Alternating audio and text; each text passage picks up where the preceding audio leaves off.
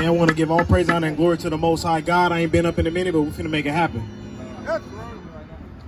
I was out at the grocery store yesterday, and first and foremost, big shout out to my brother Ratazan, handling business up here, burning the streets down. First and foremost, give the brother a hand clap. But I was at the grocery store yesterday, getting the stuff for the Sabbath, and I walked by a sister outside, helping her daughter with some business, and she said, "Brother, stop, I see God on you. Let me talk to you real quick. I need some answers." I said, "All right, for sure, sister. Let me handle, let's talk, let's make it happen." But the things that came to my mind is, imagine I didn't have my fringes on. Imagine I wasn't exuding the confidence of the Most High. Imagine I wasn't doing these things that the Most High required his children to do. Would she say that to me? The brothers walking by, the sisters walking by, would she say that? "I see God on you. Let me ask you a question." Bring that out. It's the book of Matthew, chapter 5, verse 16. Let your light so shine before men. That light is the commandments. That light is the wisdom that the Most High has given us. That gift, like I always tell brothers and sisters, it's a gift that we have this understanding of the Bible. There's billions of people on the earth, and the Lord decided to give it to us. What is this, 10 of us here? 10 out of billions. Let your light shine before men. Be proud of that. Read that from the top again, please. It's the book of Matthew, chapter 5, verse 16. Let your light so shine before men that they may see your good works and glorify your Father which is in heaven. And that's what it's all about. They see the works of the Israelites. They see the works of the blacks, Hispanics, and Native Americans in righteousness, and we give all glory to the Most High God. That's what we do. So while I was talking to the sister, she said she's going through it. She said she needs some help. She said her man's is verbally abusive. And I was breaking her down. I was talking to her, and she was like, "Nah, like I don't want to hear that. What's the word?" And let me get that Ecclesiastes 12 and 13. I brought this out for her, and she said, "What's on your spirit?" I brought this out before I get that. Bring this, because this is why I think she really stopped me. 15 and 38, please. Numbers chapter 15, verse 37. And the Lord spake unto Moses, saying, Speak unto the children of Israel, and bid them that they make them fringes in the borders of their garments. Every day I wear my fringes. I wear them to sleep. I'm at the grocery store. The sister saw the light. The sister saw the commandment. The sister saw the honor and the glory that we bestow upon ourselves and give glory to the Most High. And she stopped and inquired of the Lord. Throughout their generations, and that they put upon them the fringe of the borders a ribbon of blue. That's why there's brothers out there saying, "Oh, you ain't got to wear your fringes. You ain't got to keep the Sabbath." Well, how do you shine your light before men then? How do you give honor and glory to the Most High? The Lord said, "Be ye doers of the word and not hearers only." You can't just read the Bible and keep it to yourself. You bearing your talent.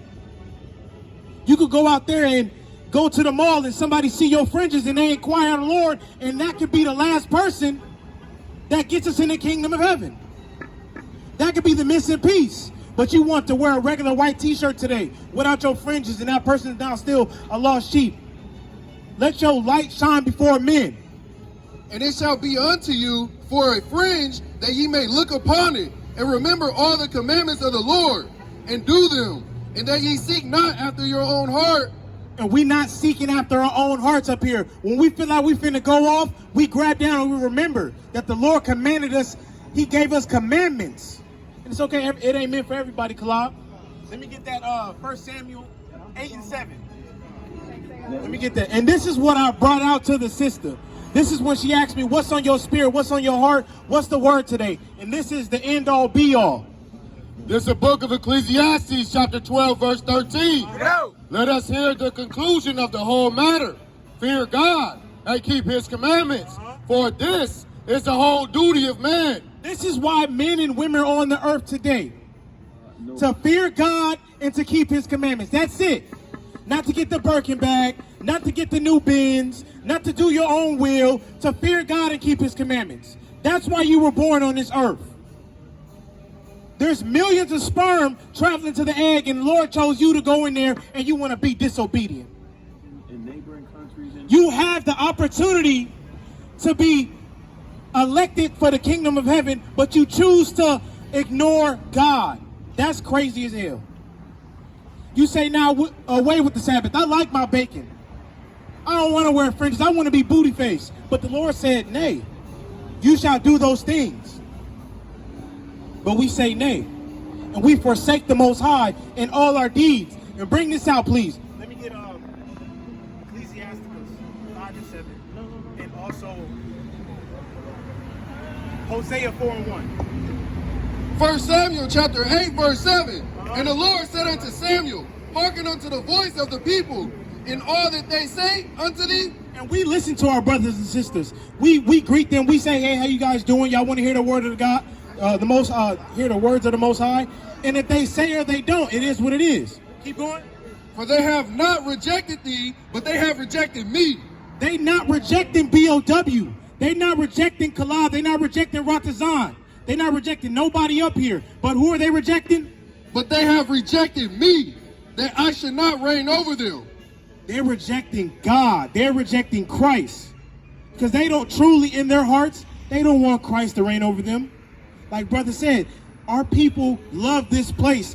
They're so comfortable with that wickedness that it's so fascinating, but it's blinding. Our people not rejecting us. Iram had to teach me this a long time ago. They not rejecting you, Namanawaf. They rejecting Christ. That's who they rejecting. Bring it out. Let me get 5 and 7. This is the book of Sirach, chapter 5, verse 7. Make no tarrying to turn to the Lord and put not off from day to day. Today is the day you turn to the Most High. Today is that day that you acknowledge who you are as an Israelite, what's required of an Israelite, what it is to be an Israelite, what it is to be a Jew inwardly. Today is that day. Not tomorrow, because tomorrow's not promised. The Lord can smite you tomorrow. The Lord can take your vision. The Lord can take your hearing. The Lord can take your speech. The Lord can take your knees. The Lord can take your life. Read that again. It's the book of Sirach, chapter 5, verse 7. Make no tarrying to turn to the Lord and put not off from day to day. Like, nah, I'm going to do it tomorrow. I'm busy. I got to go to work. I'm going to do it next week. I'll see you brothers next week. Who knows? Civil war might break out in America on Tuesday. You're not seeing us again. Lord willing, we are hid from that affliction because we doing what the Most High said to do. But the Lord said, make no tarrying to turn to the Lord. Put it not off from day to day. Oh, it's Saturday. It's my chill day. Nah, man, seek the Lord while he may be found. For suddenly shall the wrath of the Lord come forth, and in thy security thou shalt be destroyed and perish in the day of vengeance. In the day you feeling good, the day you be like, man, I'm good, I'm up, I got everything that I wanted out of this world, the Lord gonna come and smite you and he gonna kill you. And y'all be like, not my Jesus, not my God. What's that? Let me get that, Luke 19 and 27. The Lord said, in your security.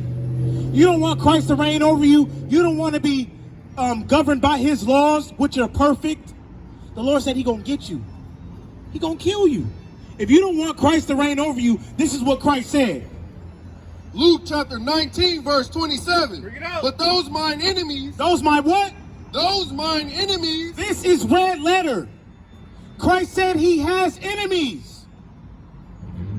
But those mine enemies, which would not that I should reign over them, bring them hither and slay them before me. The Lord said, my enemies that don't want me to reign over them, bring them to me and kill them in front of me. This is red letter.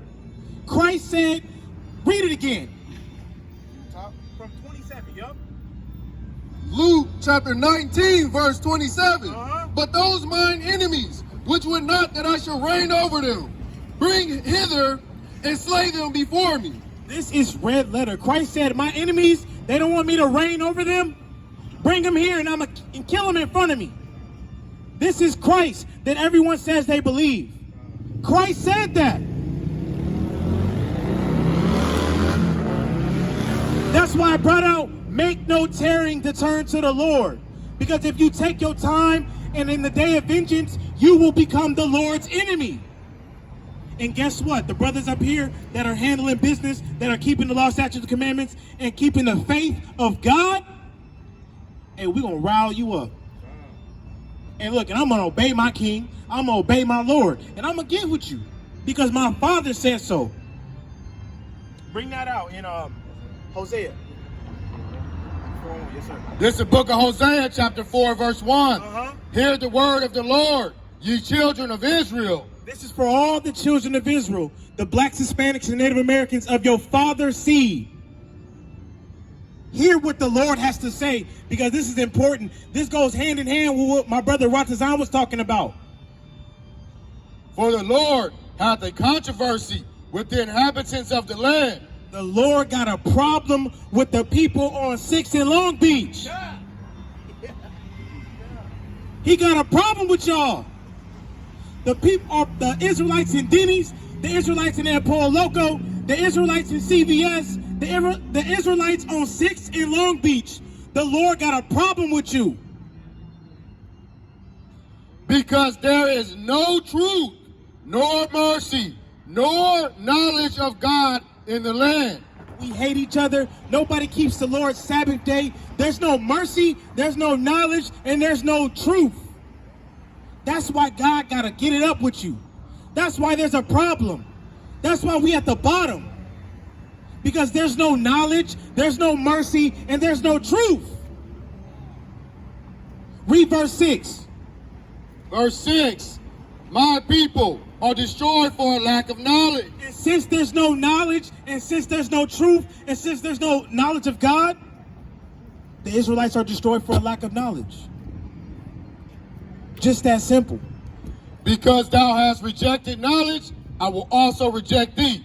The Lord says, since you reject knowledge, since you reject the understanding, I'm going to reject you. Think about that. The one that put the sun in the sky, the one that's blowing the wind, the one that feeds the animals and the birds, said he's going to reject you. Because you rejected knowledge.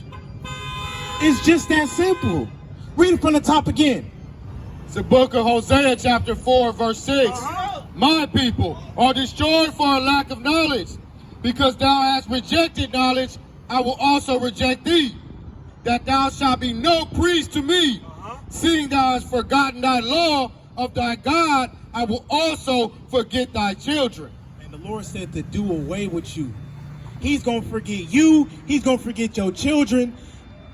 You're just going to be like the heathen. And our brothers and sisters roll by and yell out the window but don't want to stop and come and talk to us like real men and women. It is what it is, though. Drive-by gangsters. But you know what? I want to bring that out. Once again, I want to give all praises, honor, and glory to the Most High God and His only begotten Son, Yahushua. Lord willing, y'all heard what we said. You are Israelites, you blacks, Hispanics, and Native Americans. Your whole duty on this earth is to keep God's commandments and believe in Him and fear Him. That's your duty on this earth. Not to get the Birkin, not to get the $100,000 check, not to get the new veneers, whatever y'all do in your personal lives. That's not your motive on this earth. Your only job is to fear God and keep His commandments. I will say shalom.